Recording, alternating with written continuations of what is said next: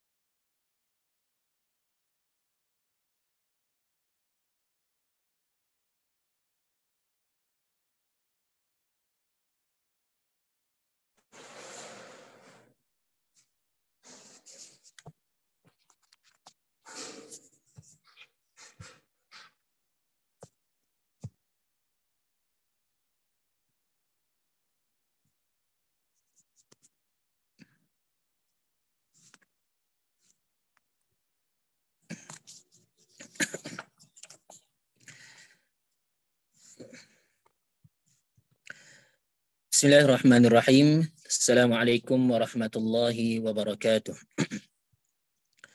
A'udzu billahi minasyaitonir rajim. Bismillahirrahmanirrahim. Alhamdulillahirabbil alamin. Wassalatu wassalamu ala asyrafil anbiya'i wal mursalin wa ala alihi wa sahbihi ajma'in. Allahumma ansur da'watana wa haqqa ghayatana wa alif baina qulubina كما ألفت بين الأنصار والمهاجرين ولا تجعل في قلوبنا غلا للذين آمنوا ربنا إنك رؤوف رحيم. Ya Allah, benarkanlah dakwah kami, satukanlah matlamat di antara hati-hati kami, sebagaimana Engkau satukan hati-hati di antara Ansar dan Muhajirin, dan janganlah Engkau tanamkan kedengkian di dalam hati-hati kami terhadap orang-orang yang beriman. Sesungguhnya Engkau Maha Penyantun lagi Maha Penyayang. Wa qala rabbi shrah li sadri wa yassir li amri wahlul 'uqdatam min lisani yafqahu qawli. Subhanaka la 'ilma lana illa ma 'allamtana innaka antal alimul hakim wa la haula wa la quwwata illa billahil aliyyil azim. Thumma amma ba'd. Sidang penonton yang dirahmati lagi dikasihi oleh Allah Subhanahu wa taala sekalian.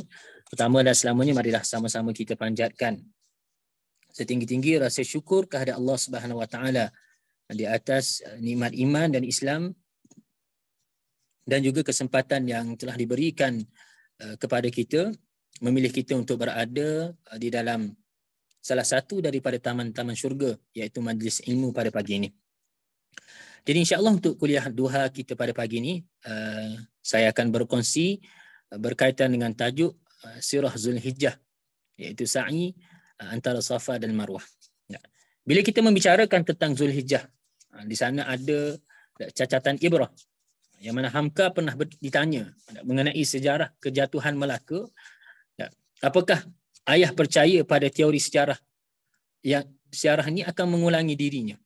Lalu Hamka menjawab, tidak anakku, sejarah tidak akan mengulangi dirinya, tetapi perilaku manusia di setiap zaman yang akan menentukannya.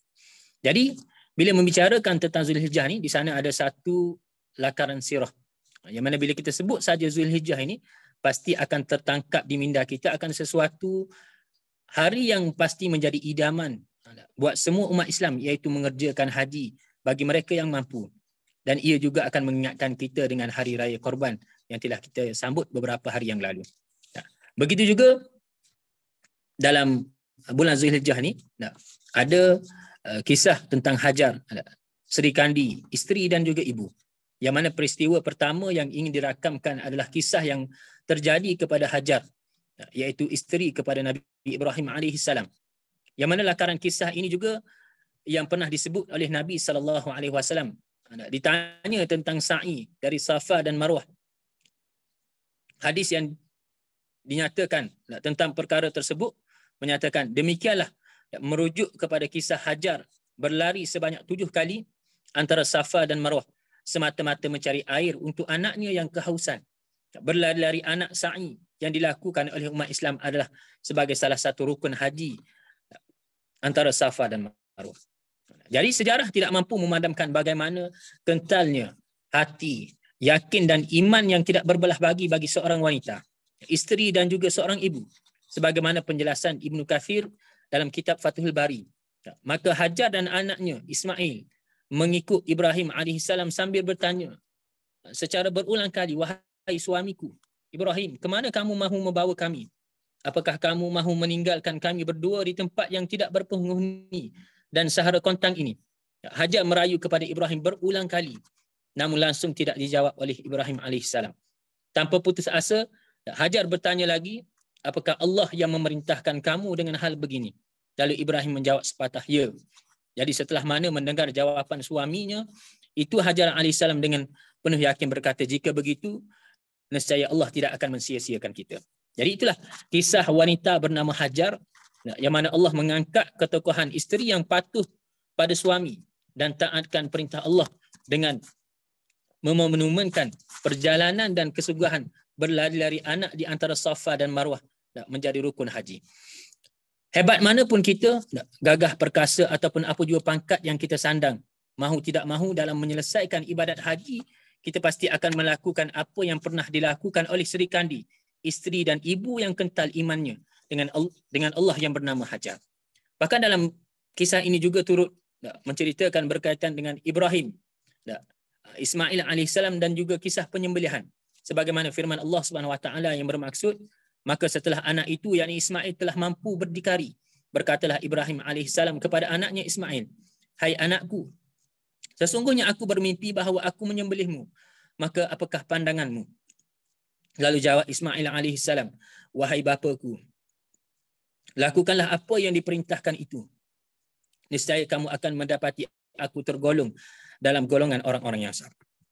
Surah As-Saffat ayat 101. Jadi kita boleh melihat bagaimana kehebatan Nabi Ibrahim alaihissalam mengorbankan anak kesayangannya yang baru sahaja ditemui setelah ditinggalkan bersama dengan ibunya Hajar di Sahara Kontang. Yang mana kita boleh melihat pengorbanan yang bukan sedikit, tetapi dengan tangannya sendiri mahu disembelih Ismail lantaran wahyu yang disampaikan oleh Allah melalui mimpi. Apakah sanggup kita melakukan semua itu terhadap anak darah daging kita sendiri sekiranya kita berada di tempat itu?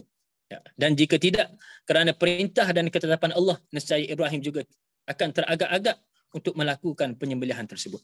Namun segalanya adalah bukti keimanan dan keyakinan pada Allah yang tidak berbelah bagi. Kita boleh tengok bagaimana Ismail tetap mahu disembelih dengan tangannya sendiri yang kemudiannya Allah tebus dengan sembelihan besar seekor. Yang mana peristiwa inilah yang diambil sebagai ingatan mengorbankan binatang ternakan pada Aidil Adha. Yang pasti kita dapat tengok bagaimana Nabi Ibrahim telah menunjukkan bukti dan teladan buat ummah hingga akhir zaman bahawa segala yang ada di dunia ini sanggup dikorbankan semata-mata kerana perintah, taatkan Allah dan yakin dengan janjinya. Begitu juga Nabi Ismail alaihissalam yang juga mempunyai kekentalan iman dan keutuhan, keyakinan sama seperti ayahnya. Yang mana kita melihat jawapan yang diberikan kepada ayahnya ketika diajukan perintah Allah untuk menyembelihnya adalah jawapan yang mengandungi kefahaman matlamat hidup yang jelas. Yang mana kita melihat ketaatan yang tidak berbelah bahagi kepada seorang ayah, dan yang paling penting demi Allah, Tuhan kepada umat manusia. Lalu kita tengok kita hari ini bagaimana. Setelah mana kita melihat kisah Hajar, kita melihat kisah Ibrahim dan juga Ismail alaihissalam, kita hari ini bagaimana? Kita melihat 3 model agung yang dibawa dalam lakaran sirah kali ini adalah manifestasi yang cukup besar yang menempati 1/3 daratan dunia hari ini. Yang mana ia merangkumi entiti remaja, pemuda dan juga anak, iaitu Nabi Ismail alaihissalam. Begitu juga Ibrahim Khalilullah pula adalah watak mewakili seorang lelaki dewasa, ayah, suami dan juga pemimpin. Manakala Hajar setaraf dan penghormatan buat Sri Kandi, isteri dan juga ibu. Ia seolah-olah melengkapi semua status yang ada di dunia pada hari ini. Justru itu kita mengharapkan agar pengkongsian kisah pada kali ini dapat mengingatkan kita kembali kepada kembara dakwah, seorang hamba untuk kembali kepada Tuhan dengan harapan akan beroleh syurga. Yang mana semua tidak terkecuali dalam baki usia yang kita ada ini, kita cuba sedaya upaya yang ada untuk kita kekal istiqamah dalam iman dan menjauhi dosa dan kemaksiatan. Jangan pernah kita berhenti berdoa agar kita beroleh syurga. Jadi berbalik kepada tajuk yang akan dikongsikan pada pagi ini, iaitu berkaitan dengan sa'i antara Safa dan Marwah. Yang mana kita boleh mengimbau kembali pengorbanan Hajar. Yang mana Hajar ni adalah antara watak penting dalam sejarah korban. Iaitu Hajar, antara watak penting dalam sejarah korban ini ialah Hajar. Tetapi jarang dibincangkan lebih mendalam akan kepentingan terhadap peristiwa agung ini. Yang mana pada kali ini saya akan berkongsi serba sedikit refleksi saya berkenaan dengan Hajar, iaitu isteri Nabi Ibrahim alaihissalam. Yang mana bagi saya, Hajar ini merupakan ibu yang mewariskan semangat kentalnya kepada umat ini. Yang mana kita boleh tengok hingga salah satu usahanya diabadikan menjadi ibadah umat Islam sehingga hari kiamat. Yakni sa'i berjalan dari Marwah, Safa ke Marwah berulang kali, 7 kali. Begitu mulia diangkat pengorbanan Hajar ini. Bayangkan sebenar realiti Hajar ini, beliau melahirkan anak. Nabi Ibrahim alaihissalam meninggalkannya di tanah gersang. Tak dicaci suaminya, tak dimaki, Allah yang mengarahkan Ibrahim bertindak sedemikian. Kita boleh tengok bagaimana dia dengar dan taat. Dia redha. Dia membuktikan kekuatan iman dirinya, menyahut perintah ilahi. kemudian diuji pula dengan airnya habis. Lalu anaknya meraung anaknya yang masih kecil, menjadikan dia panik dan berusaha mencari air. Lalu bergeraklah Siti Hajar ini berulang alik antara Bukit Marwah dan juga Bukit Safa yang dipenuhi batu-batu itu di tengah panas terik mencari air. Dia sama sekali tidak memaki Tuhan ketika itu. Tidak sekali dia memarah-marah menyumpah suaminya ketika itu. Bahkan dia tidak sesal kerana patuh dan taat sebelum itu. Jadi apabila mereka ini diselamatkan dengan Zam-Zam yang terpancut keluar dari bawah telapak kaki Ismail, dan tanah gersang itu akhirnya menjadi tempat tinggal orang ramai. Kalau dia berjaya mendewasakan Ismail, tidak sekali-kali dia meracun anak kecil itu dengan makian terhadap suami yang meninggalkannya juga.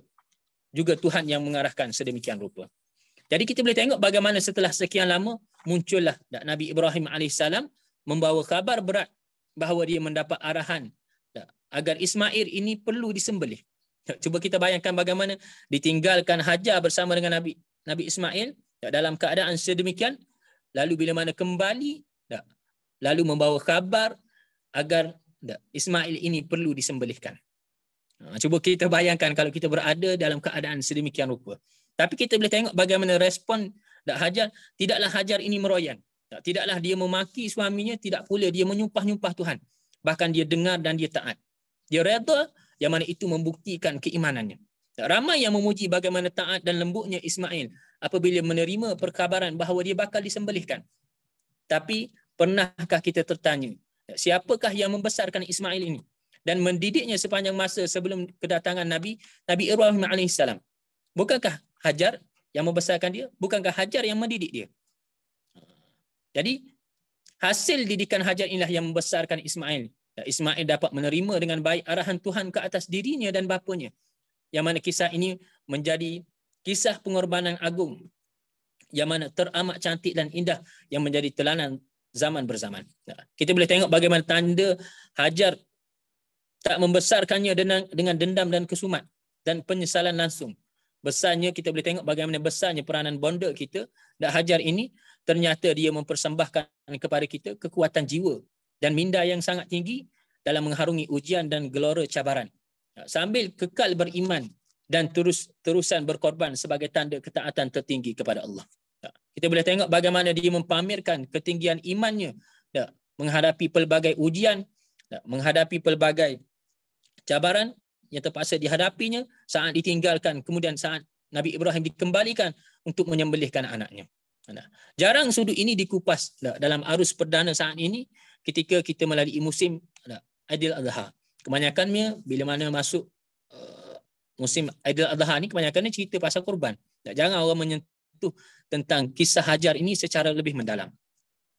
Jadi kita boleh tengok bagaimana seluruh keluarga Ibrahim ini mempamerkan pengorbanan yang tinggi. Nabi Ibrahimnya, Siti Hajarnya dan bahkan juga anaknya, Nabi Ismail.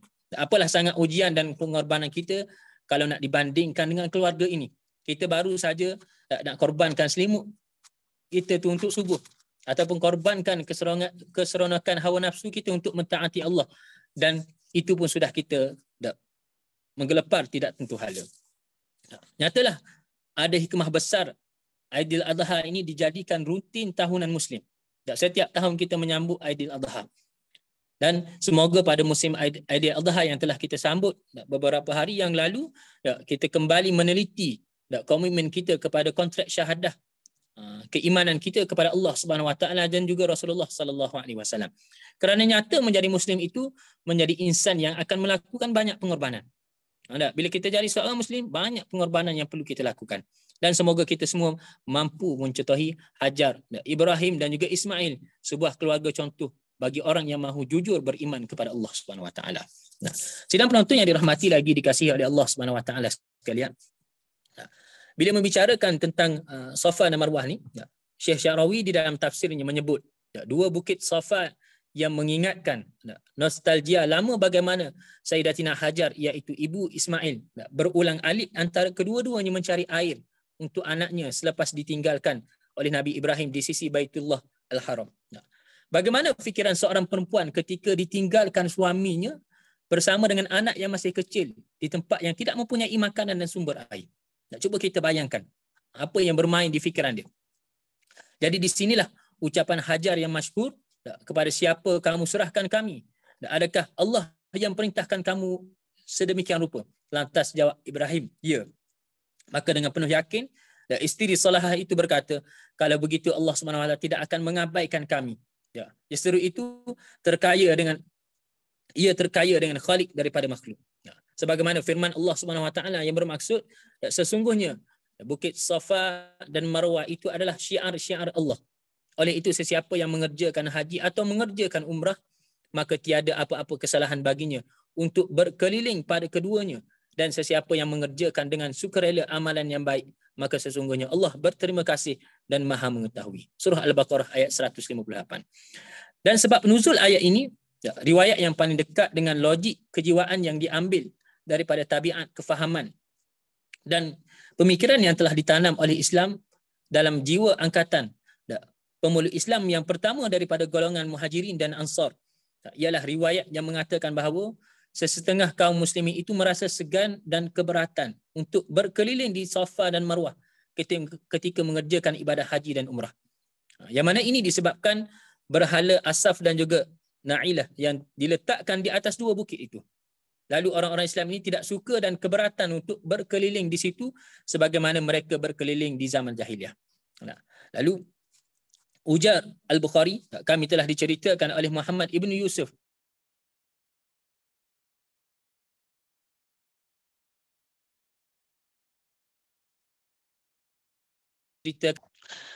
di Safa dan Marwah, dia menjawab, kami melihat kedua-duanya dari upacara, yakni ibadat di zaman jahiliah. Lalu apabila datang Islam, kami menahan diri dari berkeliling pada keduanya. Kemudian Allah Subhanahu Wa Taala menurunkan ayat yang bermaksud sesungguhnya Bukit Safa dan Al-Marwah itu adalah syiar-syiar Allah. Ujar Al-Sya'bi, berhala Asaf terletak di atas Bukit Safa dan berhala Na'ilah terletak di atas Bukit Marwah. Mereka, yakni orang-orang Arab pada zaman jahiliah ini, menyentuh berhala-berhala itu dengan tangan mereka. Oleh sebab itulah selepas kedatangan Islam ini, mereka merasa segan mengelilingi di antara kedua bukit itu. Lalu turunlah ayat tadi, yang mana pendapat seperti di atas juga diutarakan oleh Ibn Jauzi dalam tafsirnya Zad Al-Masir. Firman Allah SWT, sesungguhnya bukit As-Safa dan Al-Marwah itu, inna as-Safa wal Marwata min sya'airillah faman hajjal baita aw i'tamara fala junaha alayhi an yattawafa bihima wa man tatawwa'a khairan fa innallaha syakirun alim. Sesungguhnya bukit As-Safa dan Al-Marwah itu adalah daripada syiar-syiar Allah. Yang mana Ibrahim bin Al-Sari berkata, Safa pada bahasa ialah batu yang keras dan kental. Sebatang pohon pun tidak tumbuh. Yang mana ia adalah kata jamak. Sedangkan Marwah pula ialah batu yang lembut. Kedua-dua tempat ini daripada syiar Allah untuk didirikan salah satu daripada rukun haji, iaitu bersa'i. Syiar pula ialah yang terdiri daripada mauqif, iaitu tempat wukuf, tempat sa'i dan juga iaitu tempat sembelihan. Maka oleh itu ditakrifkan syiar sebagai setiap apa yang diperintahkan ibadat kepada Allah dengannya dari segala urusan agama seperti tawaf, sa'i, azan dan lain-lain lagi. Said Qutb berkata, oleh itu sesiapa yang berkeliling di dua bukit maka bererti dia telah menunaikan salah satu syiar-syiar Allah, dan bererti bahawa tujuan dia berkeliling di situ adalah semata-mata untuk Allah. Kerana hubungan di antara berkeliling baru dengan perkelilingan yang lama yang diwarisi turun-temurun itu telah terputus. Dan perkelilingan itu kini hanya mempunyai hubungan dengan Allah Subhanahu Wa Taala, bukan lagi dengan berhala-berhala Asaf, Na'ilah dan lain lagi berhala di zaman jahiliah. Maka oleh sebab itulah tiada suatu sebab lagi yang patut disegani dan dirasa berdosa. Kerana perkelilingan sekarang berlainan daripada perkelilingan dahulu dan tujuan sekarang berlainan dari tujuan yang dahulu. Firman Allah Subhanahu Wa Taala lagi yang bermaksud, oleh itu sesiapa yang mengerjakan haji atau mengerjakan umrah, maka tiada apa-apa kesalahan baginya untuk berkeliling pada keduanya. Yang mana Islam telah mengekalkan kebanyakan syiar-syiar ibadah haji yang diamalkan oleh orang-orang Arab dahulu dan membuang segala syiar yang ada hubungan dengan berhala-berhala, yakni yang disembah mereka, dan dengan kepercayaan jahiliah yang karut. Jadi ia telah menghubungkan syiar-syiar ibadat haji yang dikekalkan itu dengan kefahaman dan kepercayaan Islam yang baru dengan sifatnya sebagai syiar-syiar Ibrahim alaihissalam yang diajarkan oleh Allah kepadanya. Yang mana hal ini akan dihuraikan dengan terperinci ketika memperkatakan fardu haji di tempat perbicaraannya di dalam rangkaian ayat-ayat surah ini. Syiar-syiar ibadah umrah sama dengan syiar-syiar ibadah haji kecuali wukuf di padang Arafah, dan ia tidak ditentukan waktunya dengan waktu-waktu haji. Dan di dalam ibadat haji dan umrah, kewajipan berkeliling di antara dua bukit Safa dan Marwah dijadikan syiar kedua-dua ibadat itu. Sebagaimana firman Allah yang bermaksud, dan sesiapa yang mengerjakan dengan sukarela amalan yang baik, maka sesungguhnya Allah berterima kasih dan maha mengetahui. Jadi di sini secara halus Allah mengatakan bahawa amalan berkeliling di antara dua bukit Safa dan Marwah itu adalah amalan yang baik. Dan dengan kenyataan ini terhapuslah dari hati mereka dengan segala perasaan syak dan timbullah rasa senang hati terhadap syiar-syiar itu. Jadi ayat ini sebenarnya menenangkan hati mereka. Kerana Allah mengirakan syiar itu suatu syiar yang baik dan membalasnya dengan kebajikan. Dan kerana Allah mengetahui segala niat dan segala perasaan yang tersemat di dalam hati, maka sesungguhnya Allah berterima kasih dan maha mengetahui. Maksud ungkapan ini ialah Allah meredakan perbuatan yang baik dan membalasnya dengan balasan yang baik. Tetapi kata-kata berterima kasih memberi satu bayangan yang lembut di sebalik maknanya yang mujarrad ini, yang mana ia memberi bayangan kepada hamba. Jadi di sini kata-kata ini menyarankan satu adab sopan yang wajib, yang harus wujud dari hamba terhadap Allah. Kerana jika Allah berterima kasih kepada hambanya kerana perbuatan yang baik, maka apakah pula yang harus dibuat oleh seorang hamba untuk menunaikan kewajipan bersyukur kepada Allah Subhanahu Wa Taala. Dan itulah bayangan-bayangan dari ungkapan-ungkapan Al-Quran yang menyentuh hati dengan saranan-saranannya yang lembut dan halus dan indah. Jadi antara berapa iktibar dan pengajaran yang dapat kita ambil daripada ayat tadi, antaranya yang pertama, ibadah sa'i dalam Al-Quran bermula dengan kisah Siti Hajar mencari sumber air bagi menyelamatkan anaknya Nabi Ismail alaihissalam. Yang mana perbuatan berusaha dengan mengambil hukum sebab apabila asbab duniawi telah lemah, lantas dengan tawakal yang mutlak datang asbab samawiyah, yakni langit, hingga keluarnya air Zam-Zam, dan ibadat sa'i menjadi satu rukun dalam upacara haji dan umrah supaya manusia mengambil iktibar dengan asbab tersebut. Kemudian yang keduanya, melaksanakan ibadah walaupun dalam kesukaran dengan adanya unsur-unsur syirik dan berhala atau hal yang lain, kerana terpaksa dibolehkan dengan syarat nawaitu kerana Allah. Dan ini ketika peringkat tidak mampu melaksanakan amar ma'ruf dan nahi mungkar. Kemudian yang ketiga, mengisbatkan dua sifat Allah, iaitu syukur dan ilmu, dengan segala sifat yang membawa kepada ke arah kesempurnaan. Jadi sidang penonton yang dirahmati lagi dikasihi oleh Allah Subhanahu Wa Taala sekalian, dapat kita ambil banyak pengajaran dan ibrah daripada kisah Nabi Ibrahim, kisah Hajar, dan juga kisah Nabi Ismail hari ini, yang mana tiga model yang agung ini adalah satu perkara yang patut kita jadikan contoh dalam kehidupan kita. Kerana apa? Kerana ketiga-tiga model ini dan juga kaitannya dengan sa'i dan juga Safa Marwah yang kita laksanakan semasa kita melakukan ibadah haji dan juga umrah ini, yang mana kita perlu soalkan kepada diri kita, kita hari ini bagaimana? Bukan sekadar kita melakukan ibadah tersebut, tapi tanpa kita memikirkan apa yang sebenarnya Allah Subhanahu Wa Taala nak sampaikan kepada kita, apa yang sebenarnya yang patut kita ambil iktibar dan pengajaran daripada perkara tersebut. Jadi Allah datangkan kepada kita tiga model agung yang dibawa dalam lakaran sirah pada bulan Zulhijjah ini, iaitu Nabi Ibrahim, Nabi Ismail alaihissalam dan juga Siti Hajar, yang mana ketiga-tiga ini memainkan peranan di posisi masing-masing. Yang mana Nabi Ismail merangkumi entiti dia sebagai seorang remaja, pemuda dan juga anak. Maka sama juga dalam kehidupan kita ni, ada yang berada di posisi ini.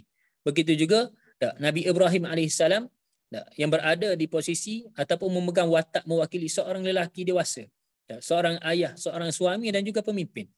Bahkan posisi ini juga ada di kalangan kita yang berada di posisi ini. Begitu juga Siti Hajar yang mana merupakan seorang Sri Kandi, isteri dan juga ibu. Dan ini juga posisi yang turut diisi oleh kita dalam kehidupan kita ini. Jadi seolah-olah semua posisi yang diceritakan dalam kisah ini seolah-olah melengkapi semua status yang ada di dunia ini.